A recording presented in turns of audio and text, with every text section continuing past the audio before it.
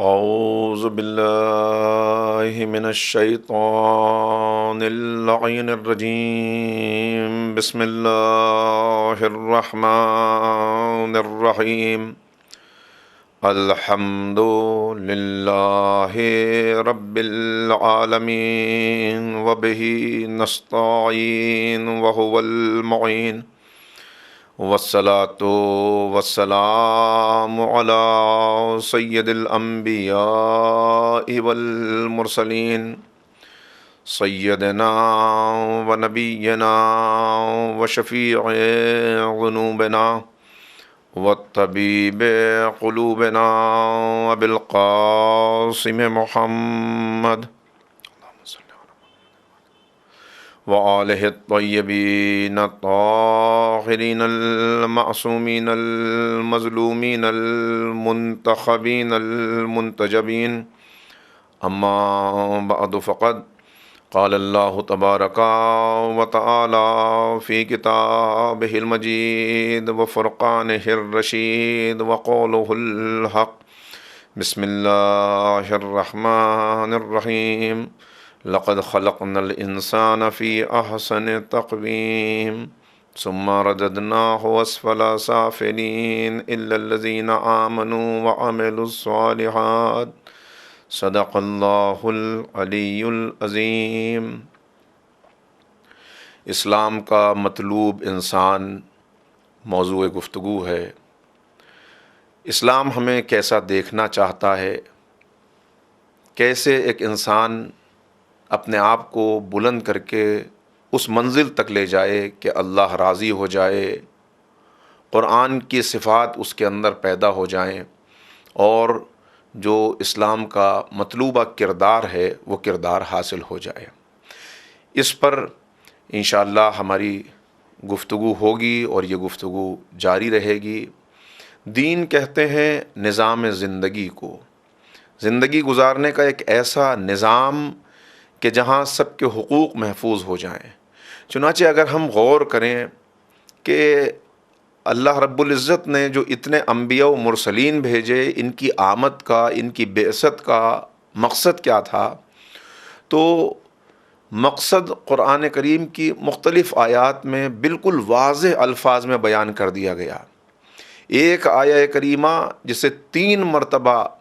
الگ الگ سوروں کے اندر رکھ کر یہ پیغام دیا گیا کہ اسلام کا کوئی مقصد نہیں ہے سوائے اس کے هو الذی ارسل رسولہ بالہدی ودین الحق لیظہرہ علی الدین کلہ ولو کرہ المشرکون۔ اللہ کا ارادہ واضح ہے اس کے اندر کہ کیوں بھیجا گیا انبیاء کو، کیوں بھیجا گیا مرسلین کو، تاکہ اس دنیا پر سلامتی کا پرچم قائم ہو سکے، ہر طرف امن و امان کی ہوائیں لہرا سکیں، ایک پاکیزہ اور اچھا معاشرہ عالم وجود میں آ سکے۔ یہ 3 مرتبہ اس آیات کا رکھنا اور الگ الگ سوروں کے اندر متوجہ کرنا کہ بس واضح ہو جائے کہ دین غالب آ کے رہے گا، غلبہ اسلام کا ہوگا، غلبہ سلامتی کا ہوگا، غلبہ امن و امان کا ہوگا، ظلم و ستم ختم ہو کے رہے گا، عدل کا نظام قائم ہو کے رہے گا۔ جو اسلام کا مقصد ہے، جو اسلام کا روز اول سے آج تک اور آج سے ظہور حضرت مہدی تک مقصد ہے، وہ پورا ہو کے رہے گا انشاءاللہ۔ یملأ الارض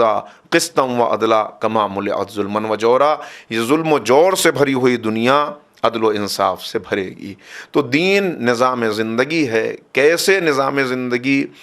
اختیار کریں کہ ہم اسلام کے پسندیدہ ہو جائیں، اسلام کا مطلوبہ کردار حاصل ہو جائے اور ہم اسلام کے مطلوب انسان کہلانے لگیں۔ پھر دوسری جگہ ارشاد ہوا اور زیادہ وضاحت ہوئی، لقد ارسلنا رسلنا بالبینات وانزلنا معهم الکتاب والمیزان لیقوم الناس بالقسط۔ یہاں اور وضاحت کے ساتھ یہ بات آ گئی کہ کیوں اسلام آیا دنیا کے اندر، کیا چاہتا ہے اسلام دنیا سے، اللہ نے کیوں انبیاء و مرسلین کو بھیجا، جناب آدم سے لے کر پیغمبر ختمی مرتبت تک اور نبی رحمت سے لے کر حضرت حجت تک جتنے ہادیان دین آئے، جتنی کتابیں آئیں، جتنے صحیفے نازل ہوئے، ان سب کا مقصد بالکل واضح کر دیا گیا اس آیہ کریمہ کے اندر کہ بس ایک مقصد ہے اس دنیا میں نظام عدل کا قائم ہو جانا، عدل و انصاف کی فضا، ایک ایسا معاشرہ عالم وجود میں آ جائے، ایک ایسا معاشرہ دنیا کے سامنے آ جائے جہاں سب کے انفرادی حقوق بھی محفوظ ہو جائیں، اجتماعی حقوق بھی محفوظ ہو جائیں، یعنی ہر انسان ایک اچھا انسان بن جائے تاکہ ایک اچھا معاشرہ وجود میں آ سکے، درد مند معاشرہ، اسلامی معاشرہ، قرآنی معاشرہ۔ کیسے یہ معاشرہ وجود میں آئے گا؟ اس کے لیے اللہ نے اپنے انبیاء و مرسلین کو بھیجا جو ہمیں بتائیں، جو ہمیں دعوت دیں۔ چنانچہ پھر ارشاد ہوا، یا ایھا النبی انا ارسلناک شاہدا و مبشرا و نذیرا وداعیا الی اللہ باذنہ وسراجا منیرا۔ پیغمبر کی 5 صفات ہیں جن کا تذکرہ اس آیہ کریمہ کے اندر کیا گیا۔ سب سے آخر میں آنے والے نبی رحمت للعالمین حضرت محمد مصطفیٰ صلی اللہ علیہ وآلہ وسلم، خلق سب سے پہلے کیا، پھر اس کے بعد انبیاء کا سلسلہ ایک کے بعد ایک رکھا، ایک ایک قوم میں کئی کئی نبی آئے، اور پھر خاتم الانبیاء کے طور پر، خاتم کہتے ہیں مہر کو، اور ختم جس پر سلسلہ ہو جائے اس کو بھی، چونکہ مہر بھی لگ گئی اور سلسلہ ختم بھی ہو گیا نبوت پر، حضرت پر، لہٰذا اب آپ کو خاتم قرار دیا گیا۔ مگر کیوں آخر آپ آخری نبی ہیں؟ آپ کے بعد بھی کوئی نبی آتا، اس لیے کہ انسانیت کا سلسلہ تو اس کے بعد بھی جاری ہے، ہدایت کی ضرورت تو اس کے بعد بھی ہے۔ تو دیکھیے، انبیاء جو بھیجے گئے، یا تو ایک نبی بھیجا جاتا تھا ایک امت میں، ایک قوم میں، اور اس کی آمد کا مقصد یہ ہوتا تھا کہ وہ اللہ کے قانون کو عام کر دے، لوگوں کو بتا دے کہ تمہیں کس طرح زندگی گزارنی ہے کہ تم کمال تک پہنچ جاؤ، تمام انسانی صفات تم میں بدرجہ اتم نظر آنے لگیں، اپنے کمال تک پہنچ جائیں، یہ بتاتا تھا وہ نبی۔ اب دوسرے نبی کی ضرورت پڑتی تھی، اگر اسی معاشرے میں ضرورت ہے تو وہ اس لیے ہو سکتی ہے کہ اس نبی کی مدد کے لیے کسی اور نبی کی ضرورت، جیسے جناب موسیٰ کے ساتھ جناب ہارون ہے، یا وہ نبی اس کا کام ابھی مکمل نہیں ہوا اور وہ نبی چلا گیا تو پھر اب ضرورت ہے کہ دوسرا نبی آئے اور اس کام کو وہاں سے آگے بڑھائے، یا تیسری صورت کہ اس نبی کے چھوڑے ہوئے پیغامات دھندلے پڑ گئے، اس کے نقوش مٹانے کی کوشش کی گئی، اب وہ دھندلے پڑ چکے ہیں، لوگوں کے ذہن سے باتیں محو ہوتی جا رہی ہیں، مسخ ہو گیا ہے اس کا پیغام، تو اب ضرورت ہوگی کہ پھر کوئی نبی آئے اور آنے کے بعد ان نقوش کو پھر سے واضح کر دے، پھر سے جلی کر دے، پھر سے لوگوں کو حقائق واضح ہو جائیں، یہ ضرورتیں تھیں۔ اب چونکہ پیغمبر اکرم تک آتے آتے تمام پیغامات پہنچ چکے، اور سارے پیغامات جو اس سے پہلے کی کتابوں اور صحیفوں کے اندر نازل کیے تھے ان سب کو جمع کر دیا قرآن کریم کے اندر، اور قرآن کے اندر کسی قسم کی تبدیلی نہیں ہو سکتی، یہ خود اللہ نے اعلان کر دیا، اِنَّا نَحْنُ نَزَّلْنَا الذِّكْرَ وَإِنَّا لَهُ لَحَافِظُونَ، ہم نے یہ ذکر نازل کیا اور اس کی حفاظت کے ذمہ دار ہم ہیں۔ یعنی اب اس قرآن کے کوئی حرف کو بھی، کسی حرف کو بھی کوئی تبدیل نہیں کر سکتا، اب اس قرآن میں کوئی تحریف نہیں ہو سکتی، اب اس قرآن کا ایک نقطہ بھی بڑھایا یا گھٹایا نہیں جا سکتا، معانی بدلے جاتے رہیں، مفہوم ممکن ہے کہ دنیا کوئی کچھ مفہوم لے، کوئی کچھ لے اور اس کے اندر تحریف کر دے، لیکن قرآن پوری طرح پروٹیکٹڈ ہے، قرآن پوری طرح پریزروڈ ہے، اب اس کے اندر کسی قسم کی تبدیلی ممکن نہیں ہے، اس لیے کہ اللہ نے اس کی حفاظت کی ذمہ داری لے لی ہے۔ دوسری چیز کہ اگر نامکمل کوئی چیز ہو تو پھر ضرورت ہوتی ہے کہ مکمل کرنے کے لیے کوئی بعد میں آئے، انبیاء آتے رہے لیکن اس سے پہلے وہ سند نہیں ملی جو پیغمبر اکرم کی آمد کے بعد، پیغمبر اکرم کے آخری خطبہ دینے کے ساتھ ساتھ سند ملی، الیوم اکملت لکم دینکم واتممت علیکم نعمتی ورضیت لکم الاسلام دینا، آج اللہ تمہارے دین سے راضی ہو گیا، نعمتیں تمام ہو گئیں، دین مکمل ہو گیا۔ تو مکمل ہونے کی سند بھی مل گئی، محفوظ رہنے کی ذمہ داری بھی لے لی گئی، اور پیغمبر اکرم نے زحمتیں برداشت کر کے تمام انبیاء کی محنتوں کو زندہ بھی کر دیا۔ پیغمبر نے کیسی اذیتیں اٹھائیں، کیوں اٹھائیں؟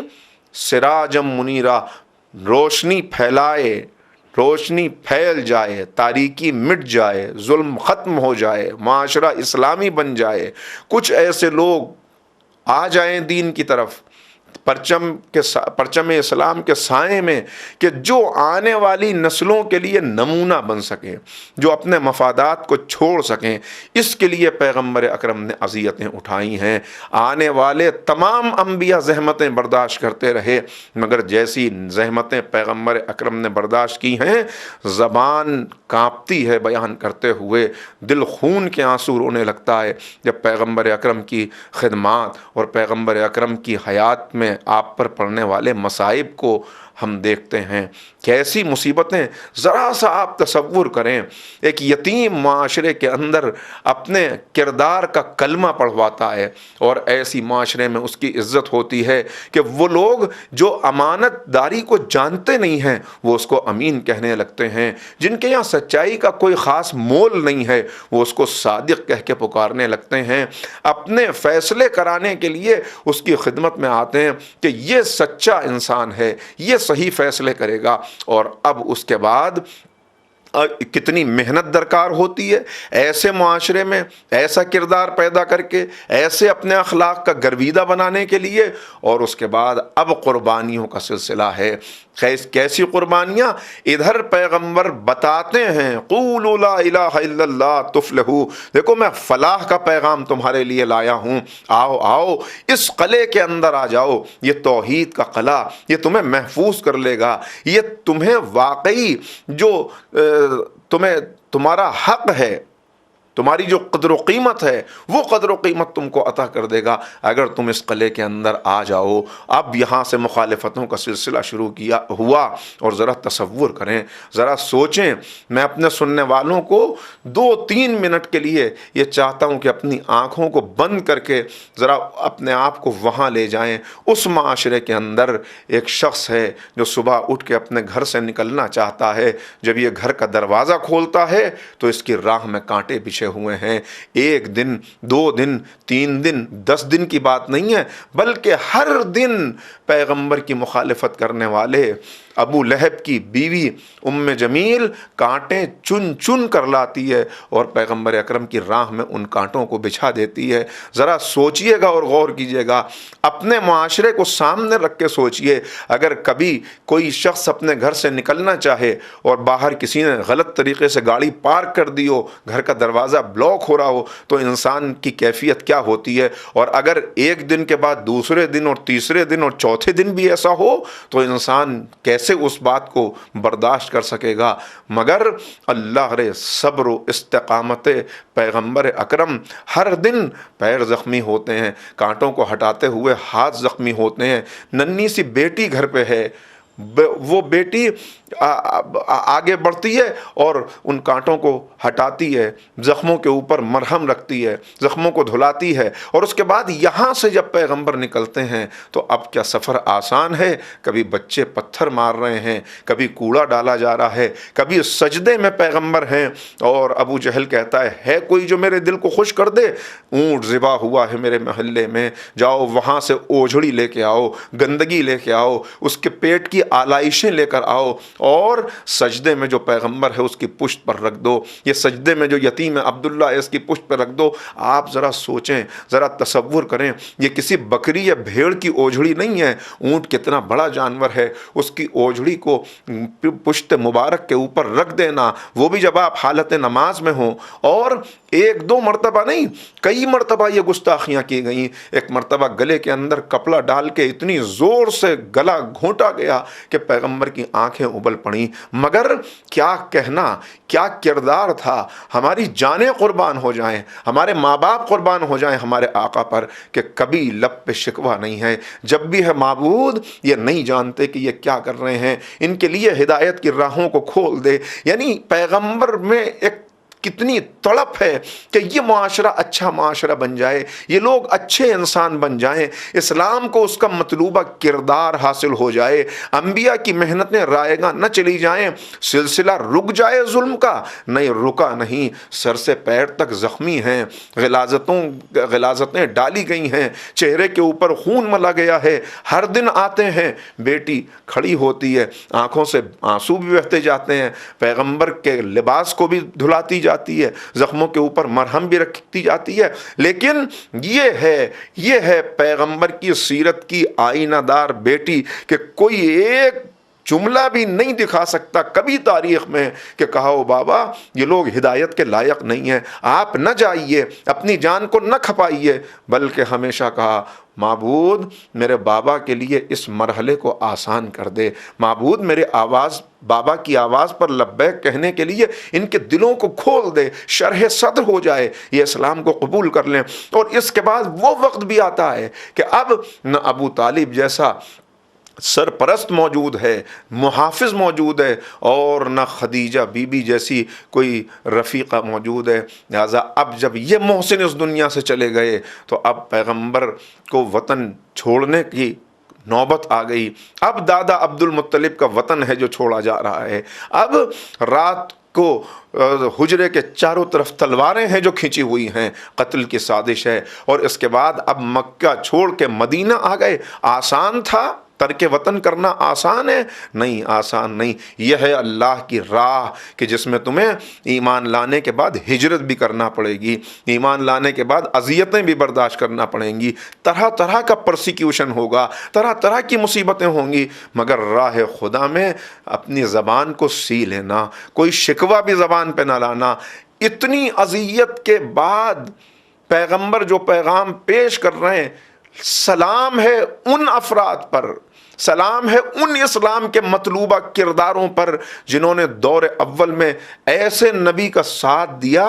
کہ جانتے ہیں جو اذیت نبی کریم کو ہو رہی ہے اس سے بڑھ کے اذیت ہمیں دی جائے گی، مگر بلال ہیں جو سینے کے بل زمین پر لٹا دیے گئے ہیں، وزنی پتھر رکھ دیا گیا ہے، کبھی گلے میں رسی ڈال کر بچے کھینچ رہے ہیں، مگر بلال کی زبان احد احد احد۔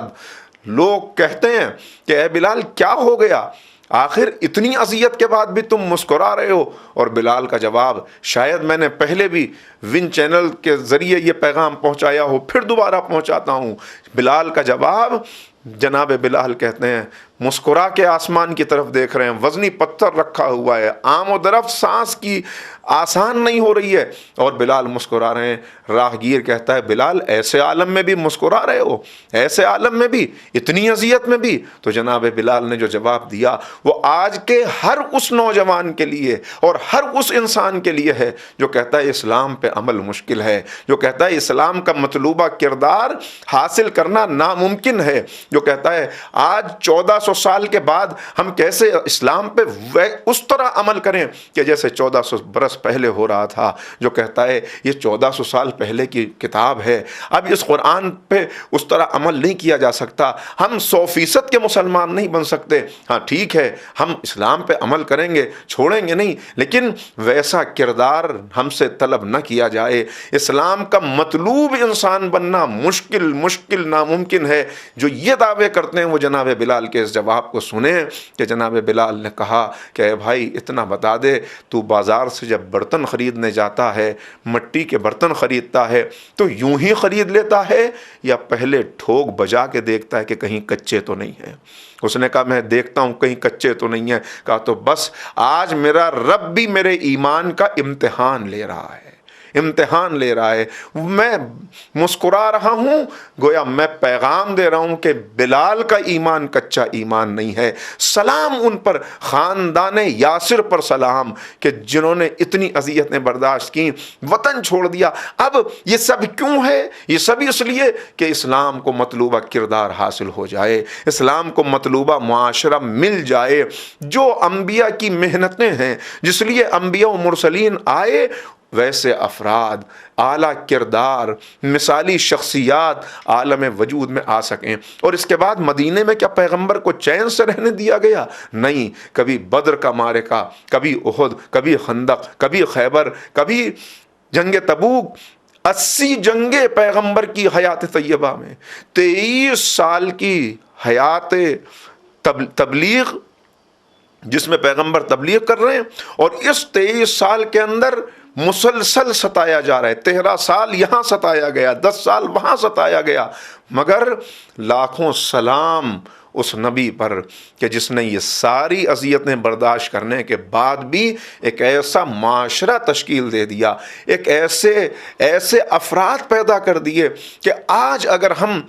ہم دیکھتے ہیں، اس لیے کہ اصل مقصد گفتگو کا یہی ہے کہ ہم یہ دیکھیں کہ پیغمبر اکرم نے جو معاشرہ پیدا کیا، جو کردار تیار کیے، جو افراد پیدا کیے، پیغمبر کے بعد وہ افراد کس طرح زندگی گزارتے ہوئے آگے بڑھے، اور آج 1400 سال کے بعد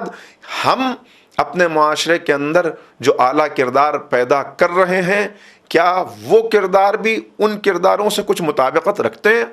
مماثلت ہے؟ اگر نہیں تو پھر ہم کو سوچنا پڑے گا، پھر ہمیں غور کرنا پڑے گا، پھر ہمیں اپنی پرائرٹیز کو بدلنا پڑے گا، اپنی ترجیحات کو بدل کر ہمیں واپس آنا پڑے گا، اس لیے کہ اسلام ہی فلاح ہے، اسلام ہی کے سائے میں نجات ہے، اسلام ہی ہے جو منزل مقصود تک پہنچانے والا ہے۔ اور اسلام، یہ بات جو میں کر رہا ہوں، یہ صرف مسلمانوں سے نہیں کر رہا، اس لیے کہ اسلام صرف مسلمانوں کو خطاب نہیں کرتا۔ 20 مرتبہ ایھا الناس ایھا الناس ایھا الناس قرآن کریم نے کہا، جو دلیل ہے اس بات کی کہ اسلام کسی ایک قبیلے، کسی ایک قوم، کسی ایک ملک یا کسی ایک سرزمین کے لیے نہیں آیا، بلکہ تمام انسانوں کی ہدایت کے لیے، نجات کے لیے، تمام دنیا میں جہاں جہاں بھی انسان بستے ہیں ان کو اچھا انسان بنانے کے لیے۔ بس تم اچھے بن جاؤ، اچھے امیر بنو، اچھے غریب بنو، اچھے باپ بنو، اچھے بیٹے بنو، اچھے شوہر بنو، اچھی زوجہ بنو، اچھے استاد بنو، اچھے شاگرد بنو، اپنے اندر اچھائیاں پیدا کر لو۔ اور کیسے اچھائیاں پیدا ہوں گی؟ جب تاریکی دور ہوگی۔ کیسے دور ہوگی؟ جب وہاں تک آ جاؤ گے کہ جنہیں سراج منیر کہہ کے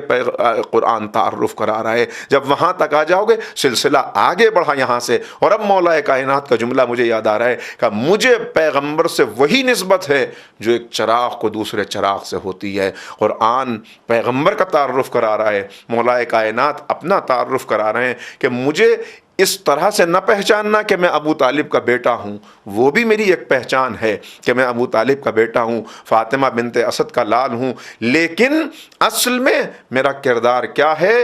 تسلسل کردار محمد ہے، جس کو علی کہتے ہیں۔ یہ سلسلہ ہدایت ہے جو آگے چلے گا۔ تو ختم نبوت کے بعد اب سلسلہ یہاں سے آگے بڑھے گا، پلٹ کے آنا ہے، غور کرنا ہے، دیکھنا ہے تمام انسانوں کے لیے۔ پھر قرآن تعارف کراتا ہے، قرآن تمام انسانوں کے لیے، اللہ کی جنت تمام انسانوں کے لیے، اللہ کی ہدایت تمام انسانوں کے لیے، اللہ کی رحمت تمام انسانوں کے لیے۔ اس کی نعمتوں کا دسترخوان بچھا ہوا ہے۔ اس نے اپنے سورج سے کبھی نہیں کہا کہ جو میرا ماننے والا ہے اس تک روشنی پہنچانا، اور جو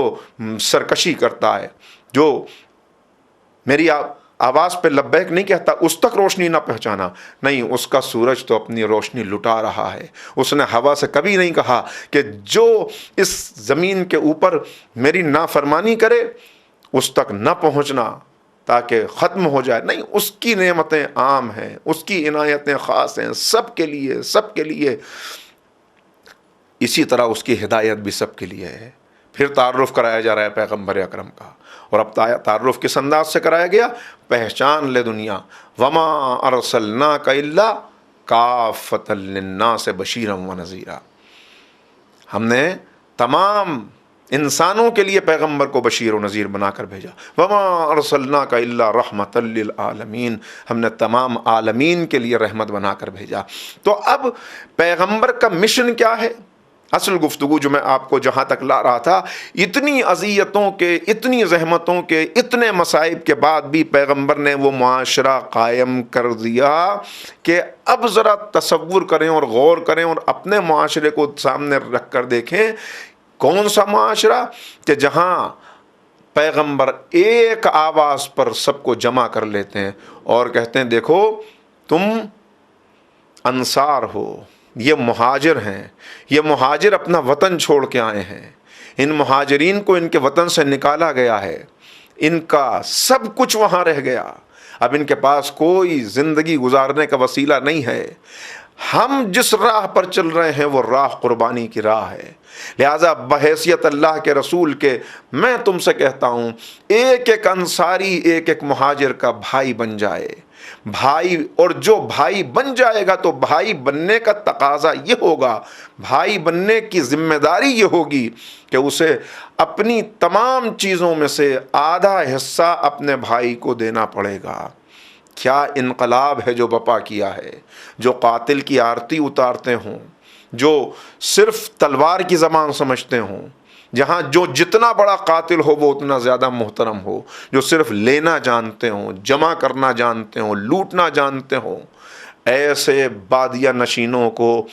اس منزل ارتقاء تک پہنچا دیا، اس منزل کمال تک پہنچا دیا کہ ایک حکم ہے پیغمبر کا اور اس کے بعد سب نے اپنی آنکھوں کو فرش راہ کر دیا، اپنے گھر کے دروازوں کو کھول دیا، یا رسول اللہ میرے پاس 2 باغ ہیں، میں نے ایک اپنے بھائی کو دیا، یا رسول اللہ میرے پاس 2 مکان ہیں، میں نے ایک اپنے بھائی کو دیا۔ یعنی کمال ہے کہ اس منزل تک پہنچا دیا کہ ایک صحابی نے یہاں تک کہہ دیا جسے بھائی بنایا گیا، اے میرے بھائی تجھے رسول نے میرا بھائی بنایا ہے، تو میرا ایمانی بھائی ہے، یہ 2 کھیت ہیں ایک تو لے لے، 2 باغ ہیں ایک تو لے لے، 2 مکان ہے ایک تیرا ہوا، اور تو اپنا وطن چھوڑ کے آیا ہے، میرے 2 بیویاں ہیں، اگر تو کہے تو میں اپنی ایک زوجہ کو طلاق دے دوں تاکہ تو اس کے ساتھ اپنا گھر بسا سکے۔ یہ ہے جذبات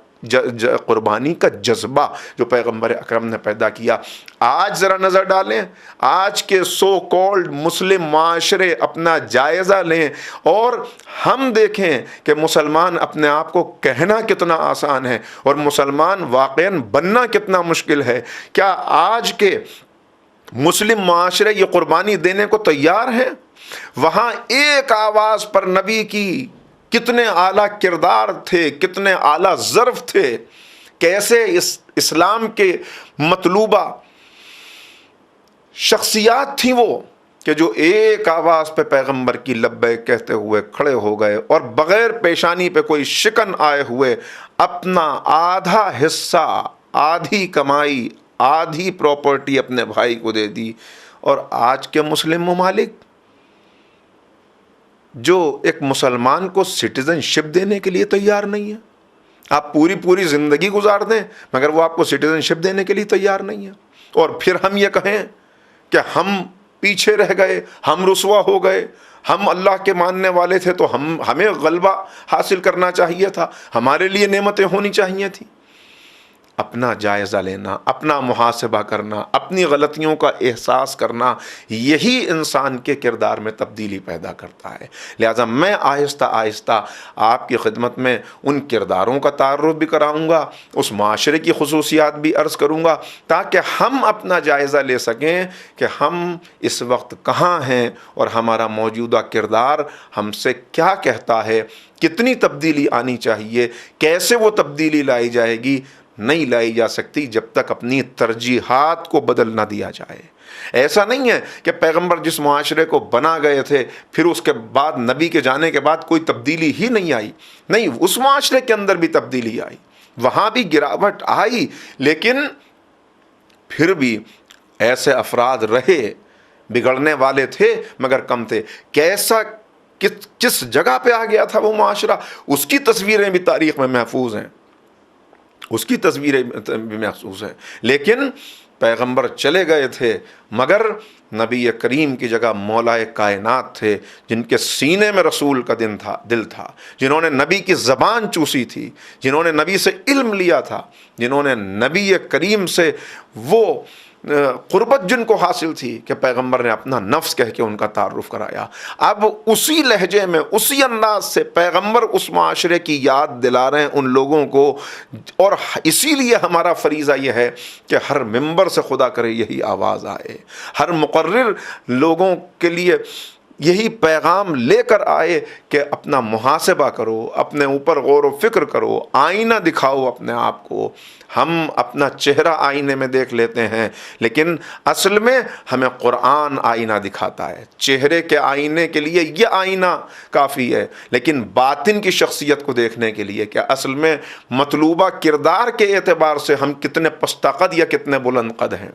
یوں کوئی بہت لمبا ہو، کوئی بہت خوبصورت ہو، لیکن اصل حسن اس کے اندر کا حسن ہے، اصل خوبصورتی اس کے باطن کی خوبصورتی ہے۔ جتنا مطلوبہ کردار اسلام کا اس کے اندر پیدا ہو جائے تو اب سیاہ رنگت والا بھی ہو تو دنیا والوں کی نظر میں سیاہ رنگت ہو سکتی ہے، اسلام اس کو مؤذن رسول کہہ کر اس کا تعارف کرائے گا۔ اسلام اسے اس منزل تک پہنچا دے گا کہ اب بلال اذان دیں گے تو بلال کی آواز پر ہر ایک کو مسجد کی طرف دوڑنا پڑے گا، بلال اس منزل تک پہنچیں گے۔ یہ تو ہماری تفریق ہے، کیوں؟ اس لیے کہ اسلام نے کوئی ایسی تفریق نہیں رکھی۔ رنگ، نسل، زبان، قبیلہ، علاقہ،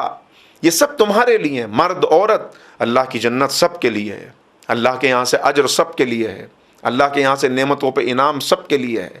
جو بھی اس راہ میں آئے، وہاں تو ایک معیار ہے، انا اکرمکم عند اللہ اتقاکم۔ بس جو نیکی کی راہ میں آگے بڑھ جائے، جو اچھائی کی راہ میں آگے بڑھ جائے، وہی اس کے یہاں عزت کا مستحق ہے، وہی اس کے یہاں اعلیٰ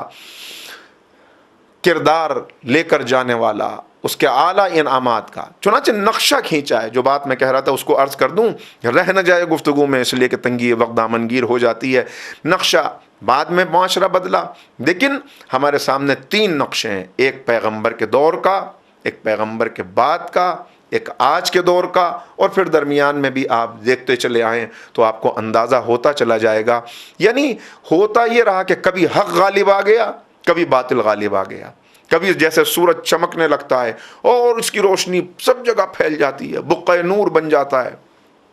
پھر اس کے سامنے کبھی بادل آ جاتے ہیں۔ اسی طرح قرآن کریم خود اس فلسفے کو بیان کر رہا ہے کہ حق اور باطل ساتھ ساتھ چلتے رہیں گے، کبھی اندھیرا زیادہ چھا جائے گا، کبھی روشنی زیادہ آ جائے گی، لیکن مکمل تاریکی نہیں آئے گی، اس لیے کہ پیغمبر کے بعد پھر وہ سیرتیں موجود ہیں کہ جو مسخ نہیں ہونے دیں گی، جو مٹنے نہیں دیں گی، جو تعلیمات کو پوری طرح، ہاں اکثریت گمراہ ہو سکتی ہے، اکثریت کو تو قرآن نے کہہ دیا کہ اکثریت غفلت میں مبتلا ہو جاتی ہے، اکثریت غلط راہ کو اختیار کر لیتی ہے، اکثریت گمراہی کی روش اختیار کر لیتی ہے، مگر پھر بھی ایک نہ ایک اقلیت ایسی ہوگی کہ جو اس آواز پر لبیک کہتے ہوئے آگے بڑھے گی۔ تو خطبہ نمبر 32 نہج البلاغہ کا، جس میں مولا پھر تصویر کھینچ رہے ہیں، ذرا پھر تاریکی بڑھنے لگی، ذرا پھر اس پیغام کو بھولنے لگے، تو پیغمبر کہہ رہے ہیں کیسا ہے تمہارا معاشرہ، یہاں کا شریف اس لیے شریف بنا ہوا ہے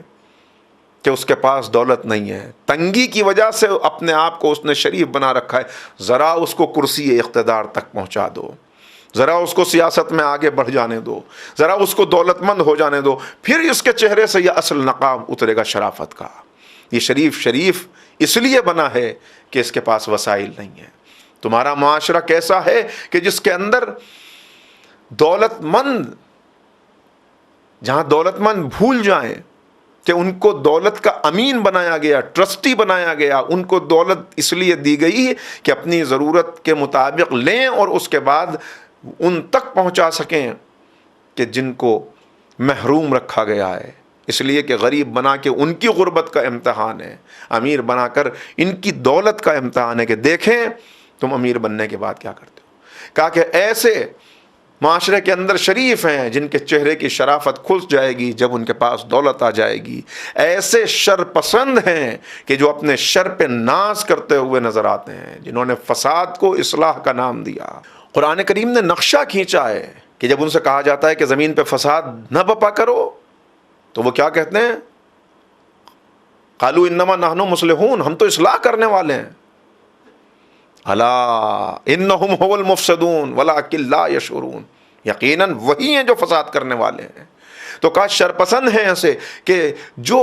اپنے شر پہ ناز کرتے ہوئے، فخر کرتے ہوئے نظر آتے ہیں، فساد فی الارض جن کا نصب العین ہے اگر ان کے پاس وسائل آ جائیں۔ پھر کہا تیسرا طبقہ کون ہے؟ ایسے مقدس ہیں، ایسے مقدس ہیں کہ جنہیں اگر موقع مل جائے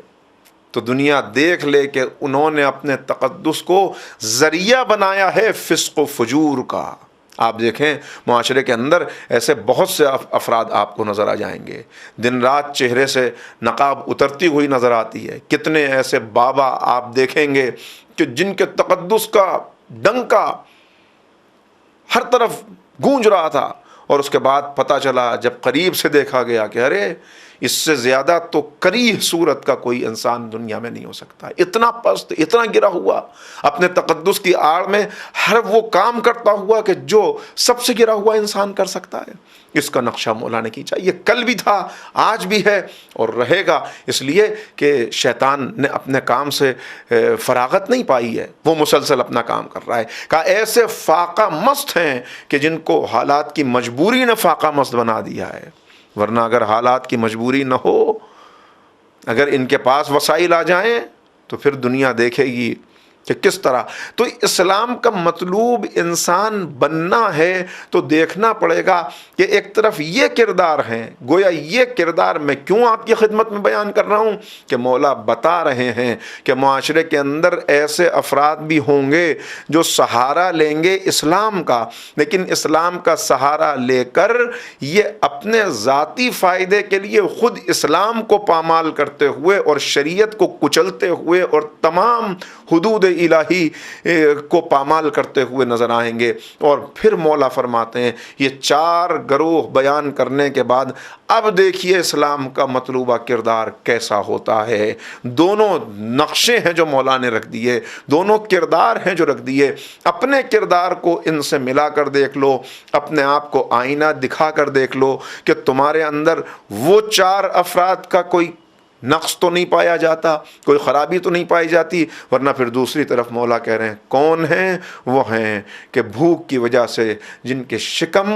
ہمیشہ دبے ہوئے رہتے ہیں، جن کے چہرے زرد رہتے ہیں، جن کی آنکھوں میں خوف خدا سے حلقے پڑ گئے ہیں، جن کے پہلو رات کو بستروں سے جدا رہتے ہیں، جو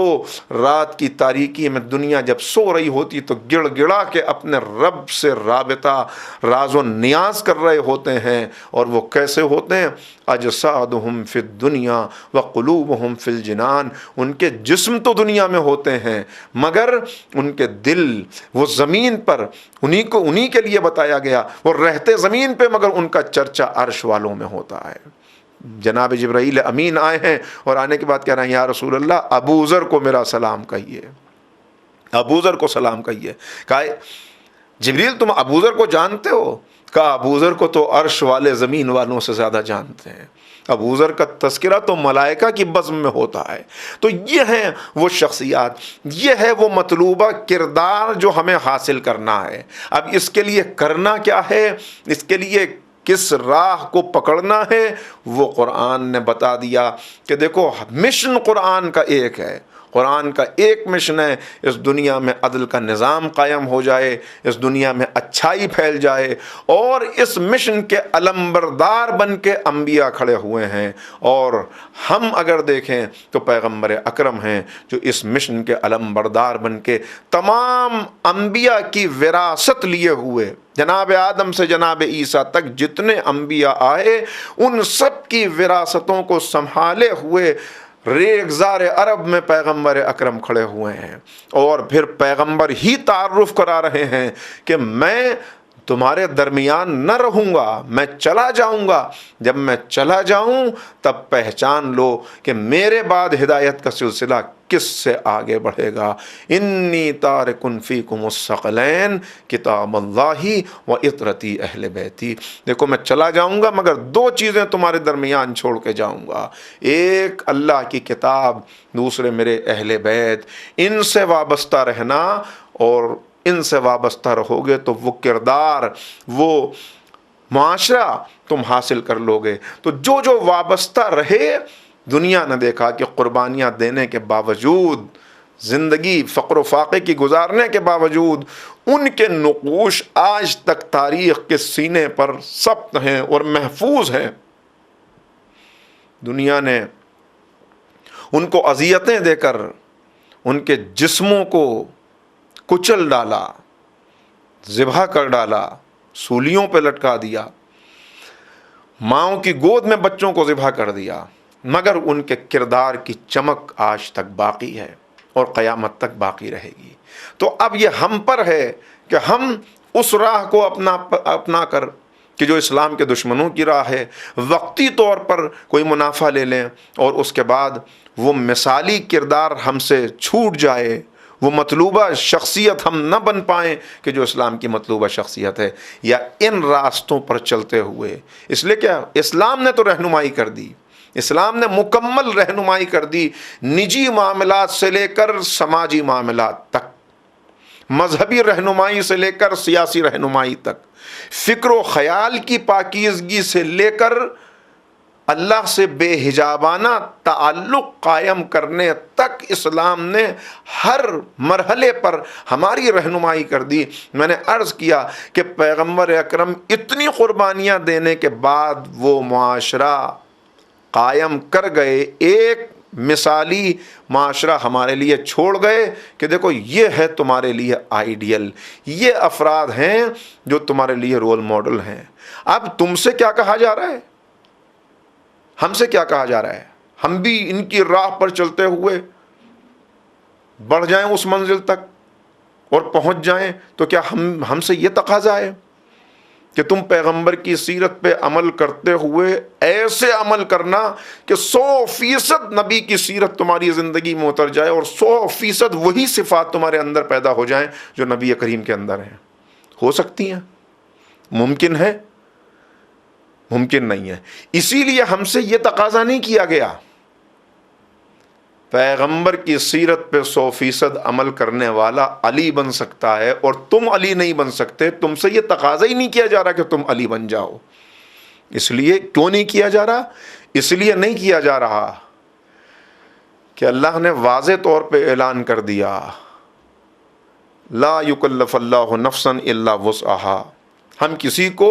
اس کی طاقت سے زیادہ اس پر بوجھ نہیں ڈالتے، کسی کا وہ امتحان نہیں لیتے کہ جو امتحان دینے کی اس کے اندر صلاحیت نہ پائی جائے۔ یعنی تم سے امتحان لیا جائے گا تمہارے پوٹینشل کے مطابق، تمہاری صلاحیت کے مطابق، تمہاری عقل کے مطابق، تمہارے ماحول کے مطابق، تمہارے حالات کے مطابق، تمہیں جو وسائل دیے گئے ہیں ان وسائل کے مطابق۔ یہ نہیں کہا جا رہا کہ تم علی بن جاؤ، یہ نہیں کہا جا رہا کہ تم حسن بن جاؤ، یہ تو خود مولا کہتے ہوئے نہج البلاغہ میں نظر آتے ہیں۔ تم سے میں یہ نہیں کہتا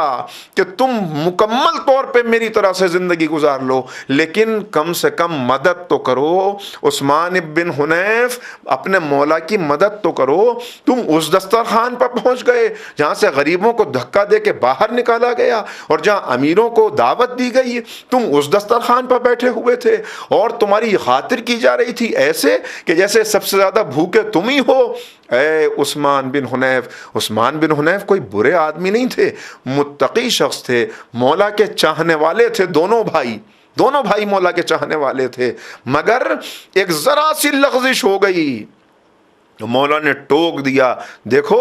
لوگ تم ہی کو نہیں دیکھیں گے بلکہ تم میرے نمائندے ہو، لہٰذا لوگ تمہارے کردار پر تمہارے مولا کو قیاس کریں گے۔ اسی لیے تو ہم سے بھی کہا جا رہا، یہ مولا عثمان سے نہیں کہہ رہے، یہ امیر المومنین 1400 سال کے بعد حسن کمیلی سے کہہ رہے ہیں، ہر اس سننے والے سے کہہ رہے ہیں جو مولا کی اس آواز کو سن رہا ہے۔ سماعتوں پہ نہج البلاغہ دستک دے رہی ہے، سماعتوں پہ دستک دے رہی ہے، دلوں پہ دستک دے رہی ہے۔ یہ آواز ہے ہمارے لیے کہ تم ہمارے نمائندے ہو، تم معاشرے کے اندر نکلتے ہو تو لوگ کہتے ہیں یہ علی والے جا رہے ہیں، یہ حسین کے عزادار جا رہے ہیں، لہٰذا لوگ تمہیں دیکھیں گے تو تم پر ہمیں قیاس کریں گے۔ لہٰذا اے چاہنے والو، ہمارے لیے باعث زینت بننا، باعث ننگ و آر نہ بننا، ہمارے لیے ایسے نہ بننا۔ یہ میں نے عرض کی تھی بات کسی موقع پر، پھر اس کو دہرائے دیتا ہوں کہ ایک شخص ہے جو بیمار ہے، اپنی بیماری کے علاج کے لیے تحقیق کر رہا ہے کہ کس طبیب کے پاس جاؤں، اس کو بتا دیا گیا کہ فلاں طبیب بڑا اچھا ہے، وہ تحقیق کرتا ہے، اس کے دواخانے جاتا ہے، اس سے ملاقات کرتا ہے، اور جب دواخانے سے باہر نکلتا ہے تو لوگوں سے کہتا ہے ارے صاحب صاحب کیا کہنے، کیا اچھا اخلاق ہے، کتنا عمدہ کردار ہے، کتنے خوش مزاج ہیں، کتنے نورانی چہرہ ہے، متقی معلوم ہوتے ہیں، اور اپنے فن میں تو ید طولہ رکھتے ہیں، بہت مہارت ہے انہیں، فوراً میرا مرض پکڑ لیا، فوراً سمجھ گئے کہ مجھے کیا بیماری ہے۔ اور اس کے بعد لوگ دیکھتے ہیں کہ یہ روز آتا ہے، طبیب کی تعریف کرتا ہے، صبح بھی جاتا ہے، شام میں بھی جاتا ہے، ان کے پاس کچھ وقت بھی گزارتا ہے، مگر مرض وہیں کا وہیں ہے، بیماری وہیں کی وہیں ہے۔ تو اب 1 دن 2 دن 4 دن 10 دن لوگ دیکھیں گے، اس کے بعد کہیں گے تم ان کی اتنی تعریف کرتے ہو تو تمہاری بیماری کیوں نہیں اچھی ہوئی؟ اس کا مطلب یہ ہوا کہ تم جھوٹی تعریف کر رہے ہو، ان کے اندر یہ صفات نہیں پائی جاتی ہیں۔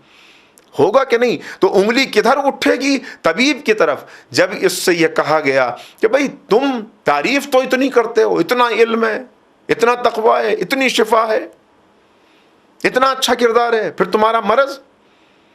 اس نے کہا بھائی میں تو جاتا ہوں، ان سے ملاقات کرتا ہوں، ان کے کردار سے متاثر ہوتا ہوں، باہر آ کے تمہیں تعریف سناتا ہوں، مگر جو نسخہ انہوں نے لکھ کے دیا تھا وہ تو جیسا پہلا دن جیب میں رکھا ہوا تھا ویسے ہی آج تک رکھا ہوا ہے۔ میں نے ان کی بتائی ہوئی دوا کھائی کب ہے جو مجھے شفا ہو؟ میں نے ان کا بتایا ہوا پرہیز کیا کب ہے جو مجھے شفا ہو؟ بس اسی لیے ہم سے کہا جا رہا ہے کہ دیکھو تم بھی، لوگ دیکھیں گے کہ تم دن رات اہل بیت کا تذکرہ کرتے ہو، تمہاری زبانوں پر ان کا ذکر رہتا ہے، لوگ دیکھیں گے ہر ولادت کے موقع پر محفل کرتے ہو، ہر شہادت کے موقع پہ مجلس کرتے ہو، دن اور رات عزا خانے میں جاتے ہو، مگر جب معاشرے میں آتے ہو تو تمہارے کردار میں وہی بیماریاں ہیں، وہی بغض ہے، وہی حسد ہے، وہی غیبت ہے، وہی جھوٹ ہے، وہی بدعہدی ہے۔ تو اب لوگ تمہیں نہیں کہیں گے، انگلیاں اٹھیں گی ہماری طرف کہ اگر ان کے کردار میں اگر ان کو یہ عظمت حاصل ہوتی کہ کردار بدل سکتے ہوتے تو ان کا کردار کیوں نہ بدل جاتا۔ لہٰذا ہمارے لیے باعث ننگوار نہ بننا، باعث زینت بننا۔ مولا نقشہ کھینچ رہے ہیں معاشرے کا، اور ہمارے ہی لیے یہ نقشہ کھینچ کے رکھا ہے۔ پھر مجھے خطبہ یاد آیا، نہج البلاغہ خطبہ نمبر 233، جس میں مولا کہہ رہے ہیں کہاں پہنچ گئے تم، انحطاط تمہیں کہاں لے آیا؟ تمہارے جوان بد اخلاق ہیں، تمہارے بوڑھے منافق ہیں، تمہارے عالم بے عمل ہیں، تمہارے امیر مغرور ہو چکے ہیں، تمہارے قاریان قرآن چاپلوس ہیں، تمہارے چھوٹے بے ادب ہیں، تمہارے بڑے شفقت کرنے والے نہیں ہیں۔ یہ کون سا معاشرہ یہ ہے؟ یعنی یہ دیکھیے بتایا جاتا ہے کبھی کبھی، یہ کیوں باتیں بتائی جاتی ہیں؟ دیکھو یہ خرابیاں ہیں جو پیدا ہو گئی ہیں۔ تو اب مولا نے یہ کہہ کر کہ تمہارے جوان بد اخلاق ہیں، ہر جوان کو دعوت دی ہے کہ وہ اپنے آپ سے پوچھے کہ کہیں وہ بد اخلاق تو نہیں ہے۔ اگر اس نے اپنی اس بد اخلاقی کو دور کر دیا تو اسلام کا مطلوب انسان حاصل ہو گیا۔ امام نے بوڑھوں کو مخاطب کر کے کہا کہ تمہارے بوڑھے منافق ہیں، تو ہر بوڑھے کو گویا یہ دعوت دی ہے کہ عمر کے کسی بھی حصے میں انسان نفاق میں مبتلا ہو سکتا ہے۔ لہذا وہ نہج البلاغہ کو سامنے رکھ کے اس میں اپنی تصویر دیکھے کہ کہیں میرے اندر تو نفاق کی بیماری نہیں ہے، اور یہ بیماری دور ہوتے ہی اسلام کا مطلوب کردار حاصل ہو جائے گا۔ ہر عالم کو متوجہ کیا ہے، ہر لباس علم میں عالم نہیں ہوتا۔ ہمارے علماء بہت اعلیٰ صفات رکھنے والے ہیں، لیکن اس کے باوجود معاشرے کے اندر کچھ ایسے لوگ آتے ہیں کہ جو اپنے تقدس کو دنیا حاصل کرنے کا ذریعہ بنا لیتے ہیں۔ لہذا غور کرو اور دیکھو کہ کہیں عالم بے عمل تو نہیں ہو گئے ہیں۔ پھر امیروں کو خطاب کر کے کہا مغرور ہو گئے ہیں۔ یہ بیماری ہے جو دولت اپنے ساتھ لے کر آتی ہے۔ ہر امیر کو جو اپنے آپ کو اسلام کا ماننے والا کہتا ہے اور مولا کا چاہنے والا کہتا ہے، اس کو یہ غور کرنا ہے کہیں یہ تکبر کی، غرور کی، نخوت کی بیماری میرے اندر تو نہیں آ گئی ہے، تاکہ اسلام کا مطلوبہ کردار حاصل ہو سکے اور ہم ویسے بن سکیں کہ جیسے بننا ہے۔ تکبر، دوسروں کی کو حقیر سمجھنا، بے عزتی کر دینا، یہ بظاہر بڑا آسان ہے، لیکن ایک بات آپ کی خدمت میں عرض کرتا چلوں، عزت انسان کو بہت عزیز ہوتی ہے۔ اور کیوں عزت عزیز ہوتی ہے؟ اس لیے کہ یہ عزت بھی اللہ ہی کی دی ہوئی ہے۔ لقد کرمنا بنی آدم وحملناہم بالبر والبحر ورزقناہم من طیبات، اللہ نے کرامت کا تاج رکھا ہے انسان کے سر پر، وتعز من تشاء وتذل من تشاء، وہ عزت دیتا ہے وہی ذلت بھی دیتا ہے۔ تو عزت ہر انسان کو، اسی لیے آپ دیکھیں گے کہ کتنی عزیز ہوتی ہے عزت انسان کو، کہ انسان عزت کے لیے دولت قربان کرنے کو تیار ہے، عزت کے لیے اولاد قربان کرنے کو تیار ہے، عزت کے لیے جان قربان کرنے کو تیار ہے۔ آپ کسی کے اوپر کوئی تہمت لگا دیں تو کھانا پینا چھوٹ جاتا ہے اس کا، ارے میرے اندر یہ بات کہہ دی، میں نے تو کبھی ایسا کیا نہیں، مجھ پہ جھوٹا الزام لگا دیا، راتوں کی نیند اس کی چلی جاتی ہے۔ یہاں تک دیکھا گیا کہ اگر کسی پہ تہمت لگا دی جائے تو اتنا پریشان ہوتا ہے کہ خودکشی تک کر لیتا ہے۔ عزت یہ ہے، عزت انسان کی اللہ کی دی ہوئی یہ صفت ہے انسان کے اندر، کہ وہ صرف کھانے پینے اور لباس پہننے اور مکان بنا لینے کے بعد مطمئن نہیں ہوتا جب تک اسے عزت حاصل نہ ہو جائے۔ اب سمجھیے کہ ایک مومن کی عزت کیا ہے،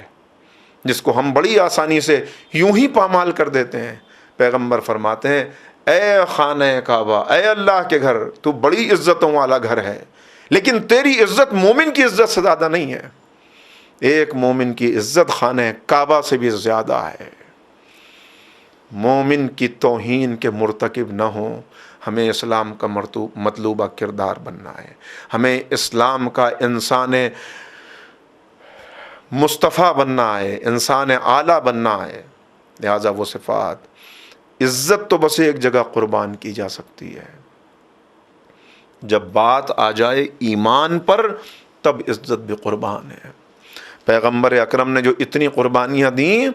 میں نے عرض کیا کہ معاشرے میں اتنی عزت ہے کہ لوگ امین اور صادق کے لقب سے پکار رہے ہیں، اور پھر اسی معاشرے کے اندر نعوذ باللہ شاعر کہہ کر اور دیوانہ کہہ کے پیغمبر کی توہین کر رہے ہیں۔ لیکن اللہ کے دین کے لیے یہ بے عزتی بھی پیغمبر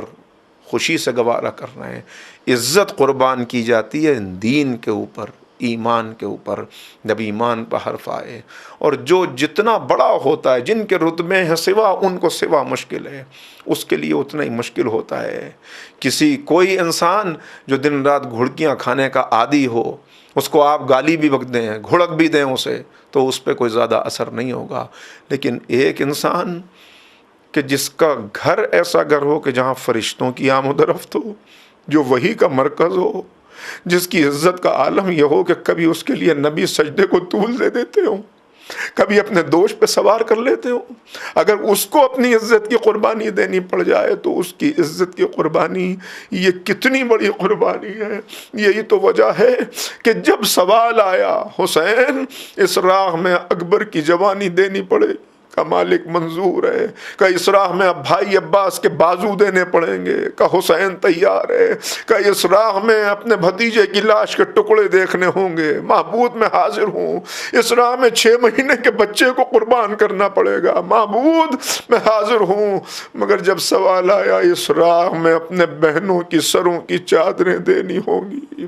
عالم ارواح میں حسین خاموش ہو گئے، مگر زینب آگے بڑھی، بھیا تم ساری قربانیاں دو گے تو زینب اپنے سر کی چادر بھی قربان کر دے گی۔ یہ آسان قربانی نہیں تھی، یہ آسان قربانی، اسی لیے روایات یہ بتاتی ہیں کہ راہ کوفہ و شام میں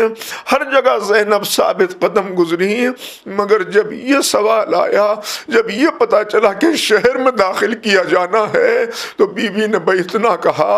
کہ یا تو ہمیں چادریں دے دو کہ جس سے ہم اپنے سروں کو ڈھک لیں، یا دن کے اجالے میں نہیں، رات کی تاریکی میں ہمیں شہر میں داخل کرنا تاکہ لوگ اپنے اپنے گھروں کو جا چکے ہوں۔ اب جو ظالم نے جواب دیا،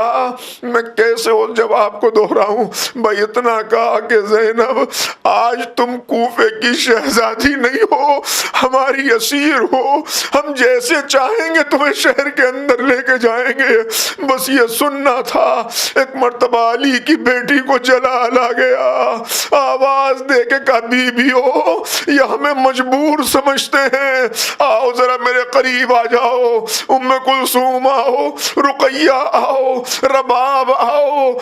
فروا آؤ، سکینہ آؤ، میں بد دعا کرتی ہوں تم آمین کہنا۔ یہ کہہ کے بی بی نے اپنے ہاتھوں کو اٹھایا تھا کہ زنجیروں کے ہلنے کی آواز آئی۔ کیا دیکھا؟ بیمار بھتیجا سامنے کھڑا ہے۔ پھوپھی اماں کہے میرے لال کیا ہوا؟ پھوپھی اماں ذرا بابا کے سر کی طرف دیکھیے۔ اب جو زینب نے سر حسین کی طرف دیکھا، آنکھوں سے آنسو جاری تھے۔ کہا اے میرے بھیا کیا ہو گیا؟ کیا اکبر کے سینے میں نیزہ یاد آ گیا؟ کیا قاسم کی لاش کے ٹکڑے یاد آ گئے؟ کیا علی اصغر کے گلے میں تیر یاد آ گیا؟ کہا اے بہن اسی طرح سے شہر کوفہ میں چلی جاؤ، ورنہ نانا کا دین باقی نہ رہ سکے گا، بھائی کی قربانی رائے گا چلی جائے گی۔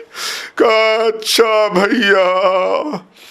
دین کے لیے یہ قربانی۔ سیعلم الذین ظلموا أی منقلب ینقلبون۔